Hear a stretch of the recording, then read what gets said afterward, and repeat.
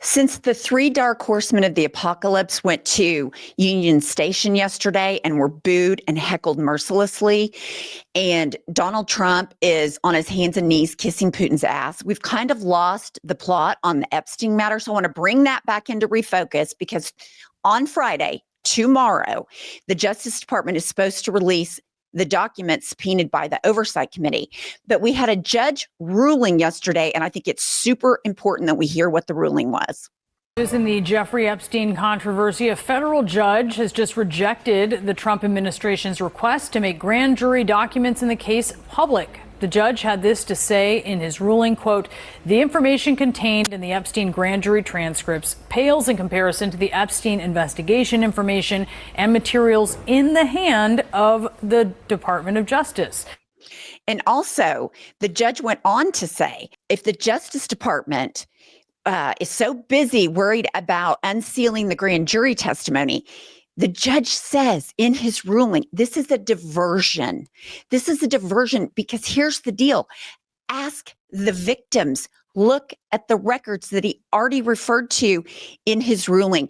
Justice Department doesn't need the grand jury testimony. This is just a distraction, and I love it. I love that he got called out. And so the amazing Oversight Committee Chair, Robert Garcia, this is what his plans are. Play the clip. Democrats already forced the vote. Remember, none of these files would even be coming to the public or to the committee had Democrats actually not forced Republicans to release the files in a vote where we got bipartisan support. So this is only happening because we forced it. We're planning to do the same thing. If Republicans refuse to bring Alex Acosta in front of this committee, then we're going to need to force that vote. How is the one person that put together this deal for Jeffrey Epstein, that knows the case inside and backwards, that knows every single piece of those documents, that oversaw much of the case, is not testifying in front of us? That, to me, is something that's very concerning, first of all, and should create for us all this concern across the country. Okay, and here's a couple points about Alex Acosta. He was in charge of the sweetheart deal where Jeffrey Epstein basically got to do whatever he wanted all day and got immunity for all the people that he named in the immunity agreement and slept at jail but was out all day. Alex Acosta, the the district attorney in charge of that case, guess what? He went to work in Trump 1.0 as the Secretary of Labor. And do you know who his boss was in Florida during that time? Oh, I don't know, Pam Bondi. So let me just tell you guys something. People in this world, in the legal Jeffrey Epstein world, they know how deep Trump is into this. And we know that Pam Bondi and Todd Blanche told lying, who lies a lot, Donald Trump, that he was in the files in May, and then turned around and said, oh, we don't have any files. We're not releasing anything because they're covering it up. And I'm not the only person that thinks it's a cover up. Again, Robert Garcia. Well, when Donald Trump spends years campaigning on releasing the Epstein files, his entire campaign team, his supporters are all obsessed about ensuring these files are released. Then he gets into the White House and completely flip-flops. After we know, by the way, that Pam Bondi, his AG, has told Donald Trump, as reported, that he's in the files, and then tries to stop the release, that is the beginning of a major cover-up. And that continues. Now, Republicans on the Oversight Committee and across the Congress are trying to hide for Donald Trump. They're trying to create excuses for Donald Trump.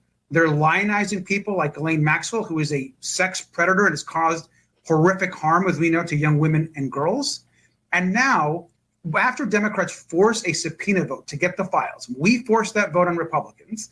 They're now intending to slowly release the files. We want all the files right now, and Pam Bondi and Donald Trump have the power to do so. Here's something I want to point out. The Justice Department says they're going to start releasing the files. It's the digital age. Send over a Google Drive. Send over a Dropbox. There is no reason that these files should be cherry picked. And I asked Robert Garcia, how are you going to ensure that you get everything?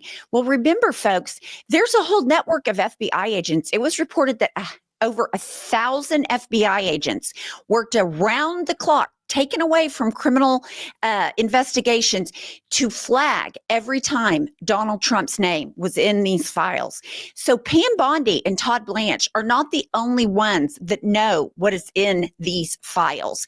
And I believe that Robert Garcia will not rest until he gets all of the information. And one thing I just want to point out, the victims of Epstein, some of whom have never spoken out before, are going to speak out publicly on this matter. And that's something that Donald Trump and his ridiculously incompetent and corrupt administration failed to remember. These people are still alive. These victims have suffered trauma their entire life. And now you can't silence them.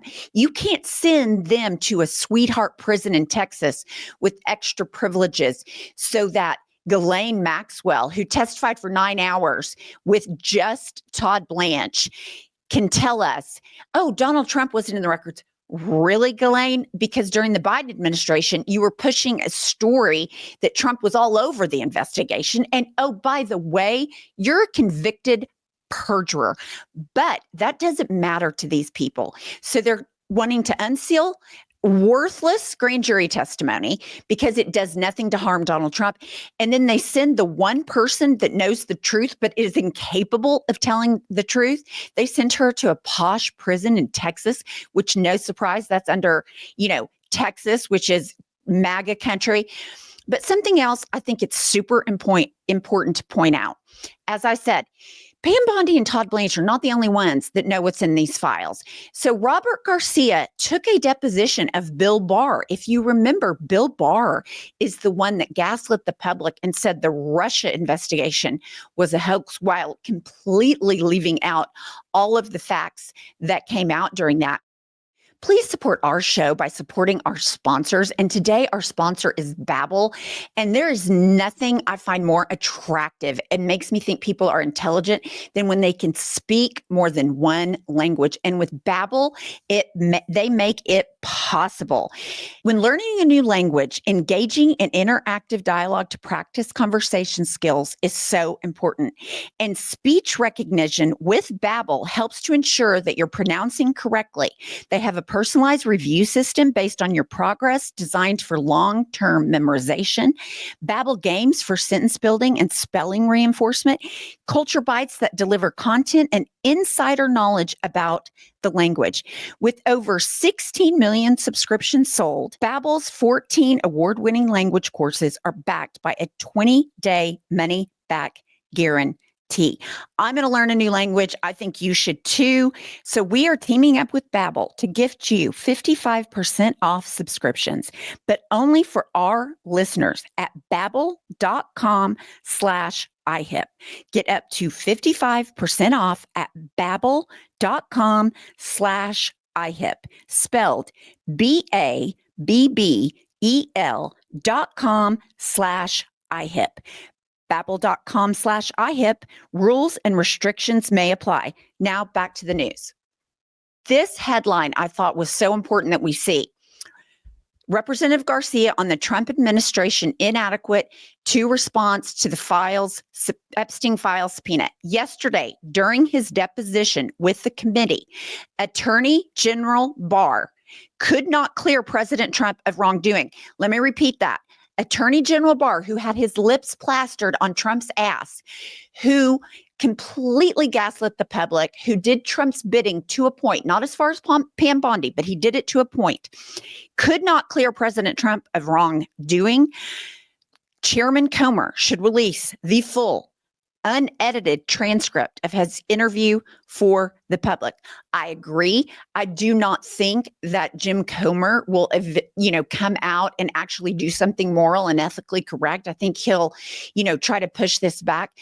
But the reality is this is going to come out, and it must be fucking bad if we're rolling out the red carpet for a murderous dictator, Vladimir Putin, if Trump is bitching about windmills, if he's doing all this, sending out, Hegseth, Stephen Miller, J.D. Vance, front facing. How bad are these files? How deep is Trump in it? And we know Maria Farmer is a victim who reported Jeffrey Epstein the very first time, decades before he was arrested, talked to the FBI 2 times about Donald Trump and his involvement. So hopefully we'll hear from her. And I just want to make one more note. Remember, Melania Trump sent a very strongly worded letter to Hunter Biden that she would sue him for defamation for what he said about her in regard to the Epstein file.